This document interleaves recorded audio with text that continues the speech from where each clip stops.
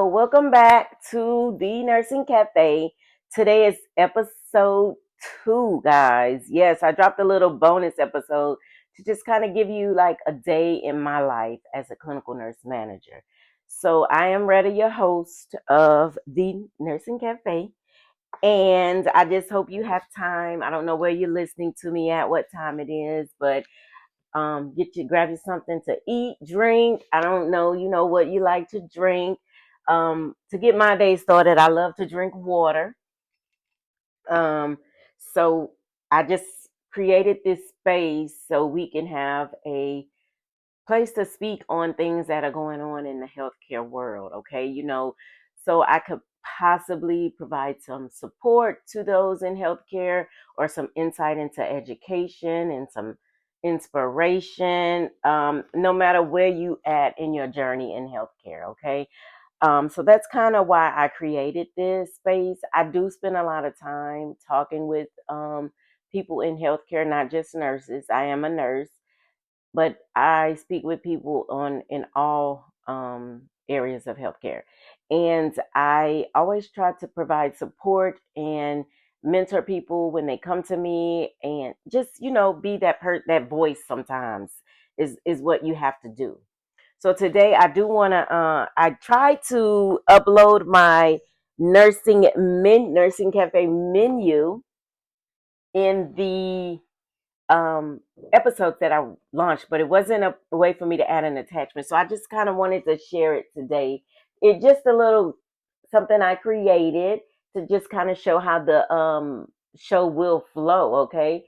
So we have our espresso shots, right? That's just our quick chats. This is where I'll provide a quick protection message for those out in healthcare, just to kind of it brings attention to things that are going on into healthcare. Last week I touched on workplace violence, and although that is a big one going on right now, and it has gotten worse in healthcare. So, this is the area where I will kind of highlight something before I jump into the rest of the show. In our latte lessons, it's on education and growth within healthcare. Okay, like I say, no matter where you're at in your journey, or if you're either even considering a journey in healthcare, this may be a spot that can help you. I have I started with my associate's degree, and I held that for years up until 5 years ago when I completed my bachelor's degree. And since I have completed my master's in executive leadership. So, it just depends on where you're at in your journey.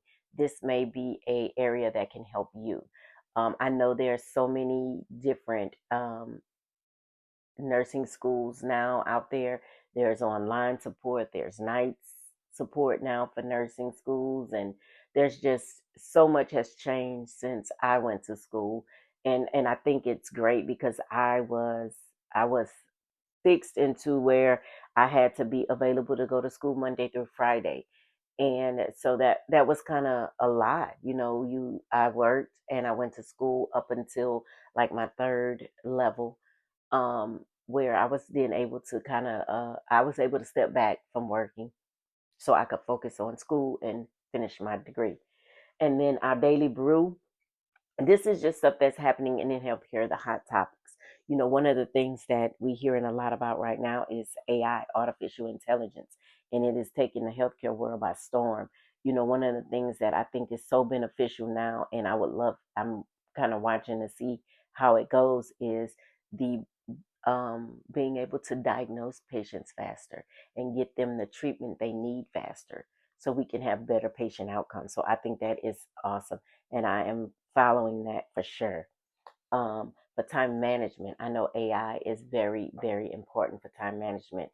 So they're using it, to help with documentation. So that's very important too. In our cappuccino conversations, this is just where I will have guest speakers come in and they will speak. Most of them are in healthcare. Some may not be in healthcare, but they can help the people in healthcare. Okay. So I always have that type of situation.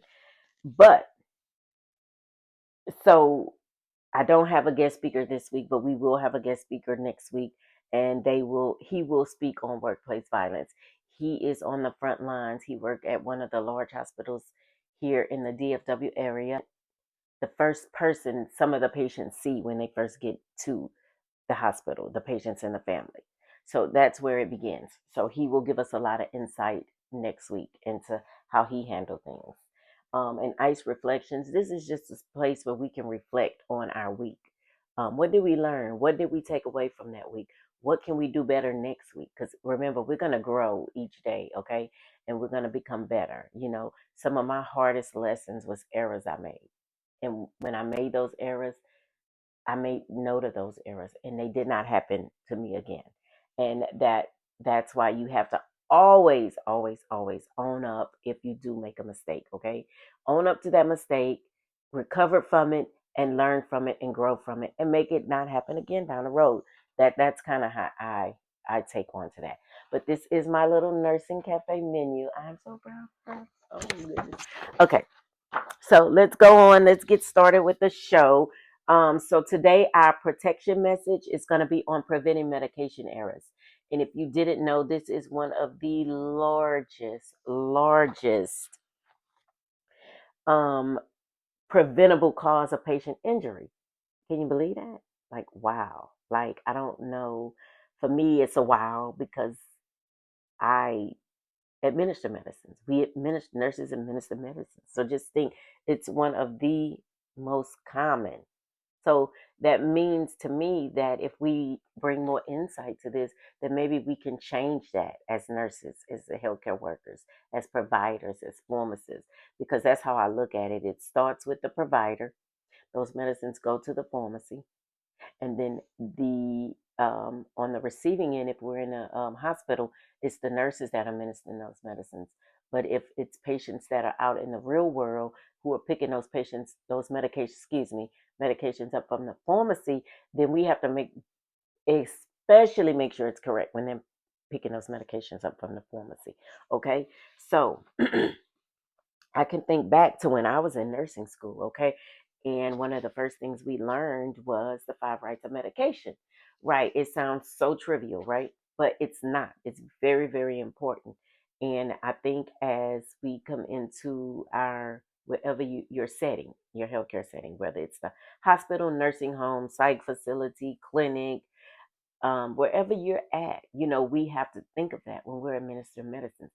So many things are going on during that time. You may be in a setting where you have telemetry alarms. Most nurses are carrying phones. We're working with our aides, our unit techs, the providers. Most of them are rounding. They're changing meds daily, hourly. So we have to pay attention to those things to prevent these errors, to drive these statistics down. Okay. Um, the Institute of Medicine. Yes, yes. The Institute of Medicine identifies medical errors as a leading cause of death and disability, guys, like worldwide. That's crazy, right? So we have to really think about what are we doing? What are we doing when we're administering medicines? This is the stuff that is reported, okay? So this is not people making things up. These instances are reported, okay? So we have to kind of take a step back and say, what are we doing? You know, doing medication passes. I think that hospitals should have a quiet time, where people can focus on what they're doing, which I know it can't be completely quiet, but we do have to provide that staff that time to make sure those medicines are being administered properly, okay? We have to make sure we're giving it to the right patient. Is it the right dose? Is it the right frequency? The time that we're giving those medicines, okay? Those are the things that we have to consider for that, what we're giving that medication. Is it indicated in that patient? We have to be able to answer those questions, even if we get yelled at by the doctor. Because I know a lot of times, or another nurse, because a lot of times what happens is we're scared to ask questions in healthcare. We're scared to question things because we're scared people will feel that we're not smart, or why are you asking me a stupid question, or I don't have time for those little questions, things like that. But we have to kind of throw that out the window because behind all of this, there's a real person, patient that we're taking care of. Okay. So we have to get away from that. All right. We have to make sure what we're doing is right for our patients. Okay. So that's something that we need to focus on. And I will continue to watch these numbers, and I want to drive a change in this, okay? I want it to, because to me this is a nurse driven thing, because we're like the last ones to touch it. Even if it's going to a pharmacy, a lot of times we are in contact with those pharmacies if you're in a clinical setting. So I think we have to really pay attention, and we really have to have that confidence to speak with our providers about it and pharmacy about it if we have questions, and not worry about if we get backlash or if they feel like it's a stupid question. To me, there's no stupid questions. I would rather a person ask me a million and one questions, and I would feel more confident in them. Okay. So that's one thing that we do have to worry about. Okay. In healthcare. Okay. So moving on. All right. One of the questions I have is how to be the person everyone wants to work with. Have you ever worked somewhere and you felt like, man, it's gonna be a rough day. I can't believe they here today. They don't do nothing. They just sit on their phone. How do we get away from that, being that person? Like, I want to be the person that everyone has, want to work with. That I bring joy, I bring smiles. That's the kind of person I want to be to work with. And so I think when we get to work, a big part of it is we have to leave outside, okay? I know there are instances where we have to step off and we have to handle things, but we have to do it realistically, okay? We can't step off and be gone for 30 minutes to an hour. We have to be present in our job. 10, 15-minute breaks, I get it. You have to handle something, that's fine. And one of the biggest things that I hear about, and there's so many policies behind, is these cell phones. Like, people, put your cell phones down. We have a job to do. People are depending on us. So we have to put our cell phones down, our AirPods out of our ears. We have to be present in our job. I don't want, not only that, we have to be a team player, okay? One of my biggest pet peeves is when someone tells me, that's not my job, I'm not doing that.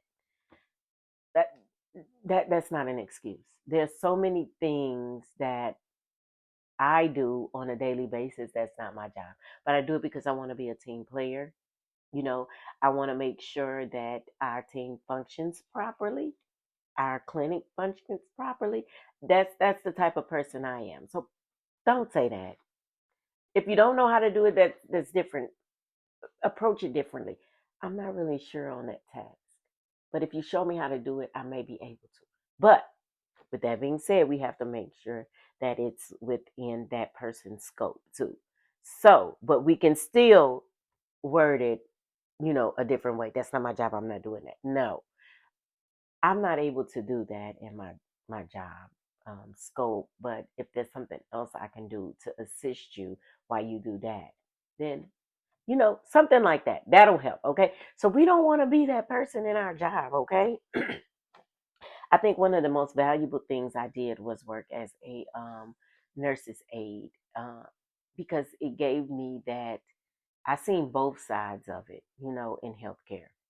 I did some front office stuff. I did aid. I did, now I'm nurse. So I see it, I see, and I remember getting mad at nurses like, why can't you do that? But now I see why they couldn't do that. So I think it's important to kind of, put yourself in other people's shoes before you get angry about things that they may not want to do. Working in healthcare is stressful. One of the things that I do daily in healthcare is I found a way for me to be able to decompress on the job, like, because it is stressful. I've had times where I've had to walk off, and say, hey, can you watch my patients? I'll be right back.